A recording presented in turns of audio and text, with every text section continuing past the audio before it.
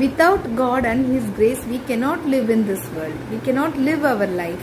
Most of the time பார்த்தீங்கன்னா கர்த்தருடைய பிள்ளைங்களுக்கு பரிசுத்த ஆவியானவர் நமக்குள்ள நம்மளை பாதுகாக்கவும் நம்மளை வழி நடத்தவும் நம்மளுக்குள்ளால வாசம் பண்ணுறத நம்மளால உணர முடியும். சம்டைம்ஸ் நம்ம ஹெல்ப் கேட்காத நேரத்துலையும் அவருடைய கிருபையினால நமக்கு உதவி அருளப்படுகிறது. அவரை சார்ந்து இருக்கும் போது அவருடைய ஆலோசனை தெரிஞ்சுக்க முடியும். அவருடைய வழி நடத்துதலையும் நம்ம இருக்க முடியும். கர்த்தருடைய வேலையில மும்முரமா இருக்கிறதுக்கும் கர்த்தருக்கு நெருக்கமா இருக்கிறதுக்கும் நிறைய வித்தியாசம் இருக்குது. கர்த்தருடைய வேலையில மும்முரமா இருக்கிறோமா இல்ல கர்த்தரை சார்ந்து கர்த்தருக்கு நெருக்கமா நம்ம இருக்கிறோமா? Ask yourself this question. You yourself will get the answer. இதை சரி பண்றதுக்கு நம்ம என்ன பண்ணணும்னு பாத்தீங்கன்னா, we have to ask to God. Daily காலையில எந்திரிச்சதை நீங்க கேளுங்க.